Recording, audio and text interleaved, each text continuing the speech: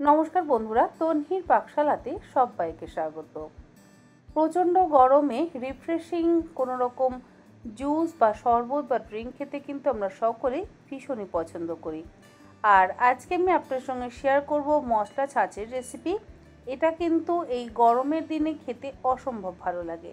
দুপুরে হোক বা সন্ধ্যেতে যখন ইচ্ছে তখন খেতে পারেন। তাহলে দেখে নেওয়া যাক আমার আজকের এই ভিডিওটি। মশলা ছাঁচ বানাবার জন্য গ্রাইন্ডিং জারের মধ্যে নিয়ে নিচ্ছি 1 মুঠো ফ্রেশ ধনেপাতা। এর মধ্যে দিচ্ছি 4 থেকে 5টা পুদিনা পাতা। পুদিনা পাতা কিন্তু খুব বেশি ব্যবহার করবার প্রয়োজন নেই। দেব একটা কাঁচা লঙ্কা।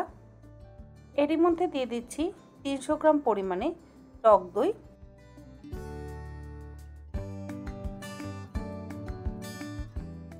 তার সাথে দিয়ে দেব 2 টেবিল চামচ পরিমাণে চাট মশলা। চাট মশলার পরিমাণ কিন্তু অবশ্যই নিজেদের স্বাদ অনুসারে ব্যবহার করবেন। 1 টেবিল চামচ পরিমাণে দিয়ে দিচ্ছি নর্মাল লবণ। লবণটাও অবশ্যই নিজেদের স্বাদ অনুসারে ব্যবহার করবেন। 2 চা চামচ পরিমাণে দিয়ে দিলাম ভাজা জিরের গুঁড়ো।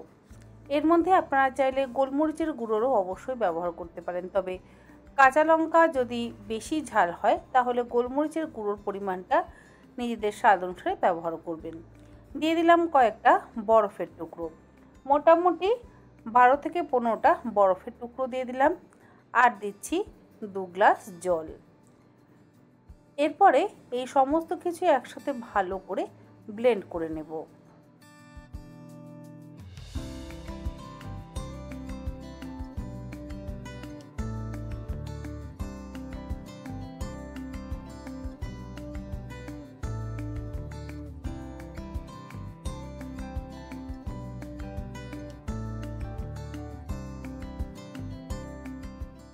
ছাঁচটা ব্লেন্ড করে নেওয়া হয়ে যাওয়ার পর এবারে একটা তড়কা দেব।